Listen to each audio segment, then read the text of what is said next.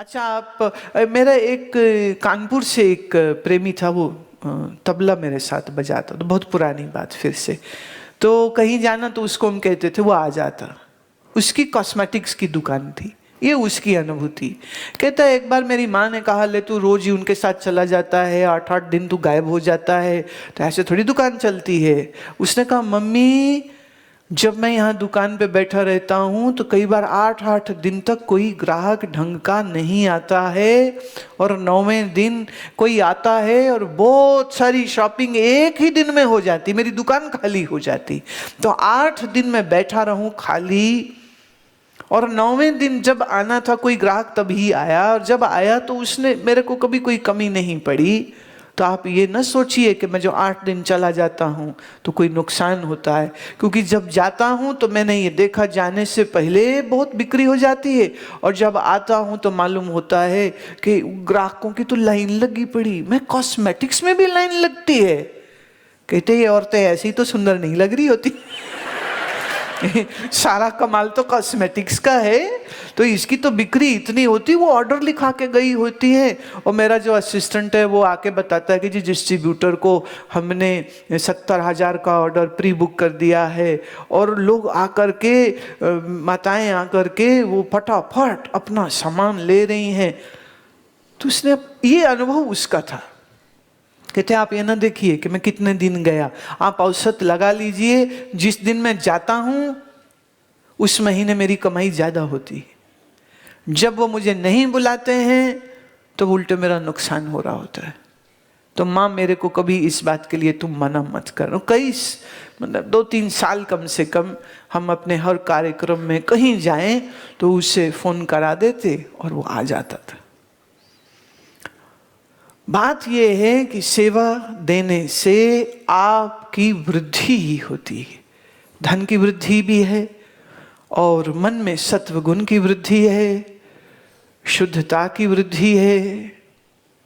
मुझे एक ना स्वामी अखंडानंद सरस्वती जी की बात याद आ रही है। वो कह रहे एक हमारा चेला था, हाँ, तो जब तो उसके पास नहीं होते थे पैसे तो दंडवत प्रणाम करता था।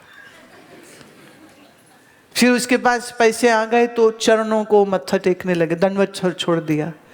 फिर उसके पास 5 लाख आ गया तो वो जो चरणों में झुक के सर का होता था प्रणाम, वो छुट्टी करके तो उसने ऐसे हाथ जोड़ने शुरू कर दिए। और जब उसके पास 20 लाख आ गए तो फिर यूं ही करता था, नमस्ते स्वामी जी। तो बोले जैसे जैसे उसका धन बढ़ता गया वैसे वैसे उसका नमन छोटा होता चला गया। वो कह रहे फिर हो गई उसकी बहुत सारी धन की वृद्धि, तो फिर उसने आना ही छोड़ दिया। कहानी यहीं खत्म नहीं होती। कुछ साल बाद जो आया था वो सारा गया, वो फिर आ गया।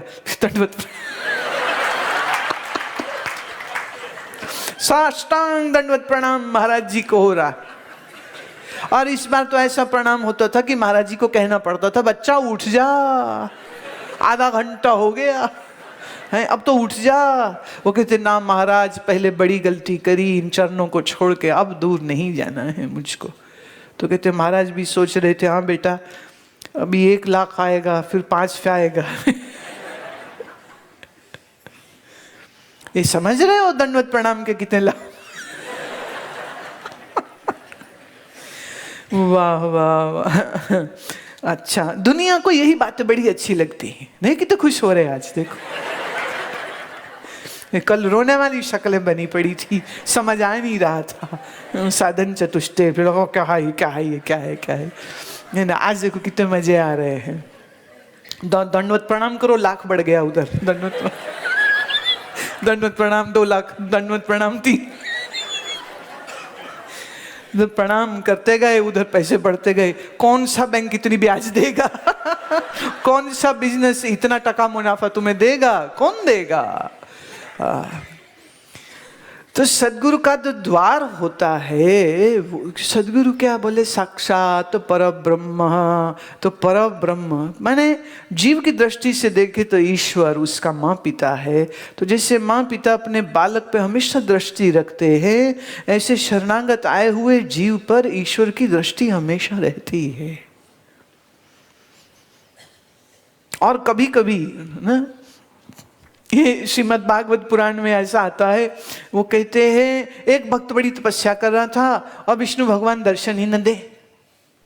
तो जो ऋषि है ना, वो क्षीर सागर पहुंच गए और वो विश्राम में थे, योग निद्रा में थे। विष्णु कहते, ए विष्णु जा दर्शन। हमारा भक्त सूख गया है तेरी इंतजार में, जप कर करके, तप कर करके, और आप दर्शन ही नहीं दे रहे हो। तो विष्णु भगवान कहते, अरे प्रभु ऋषिवर नाराज मत होइए, जहां कहोगे वहीं चला जाऊं। तो ये भागवत भक्तों की, ऋषियों की, मुनियों की ये जो लीलाएं होती हैं, माने विष्णु ने और श्री कृष्ण गीता में भी बोलते हैं कि भक्त जो हैं सो मेरा हृदय होते हैं, और जो ब्रह्म ज्ञानी है वो मेरा मस्तिष्क होते हैं। तो बिना मस्तिष्क के मैं कैसे रहूं, और बिना हृदय के मैं कैसे रहूं? तो इसलिए मस्तिष्क जो कहे वो शरीर को तो करना ही पड़ेगा। अर्थात ब्रह्मज्ञानी जो सोच दे वो तो ईश्वर को, प्रकृति को, माया को भी सब करना पड़ेगा, क्योंकि शिरोमणि हो गया ना। शिरोमणि क्यों हो गया? ज्ञान, वेदांत, ब्रह्म विद्या की वजह से वो श्रेष्ठ हो जाता है।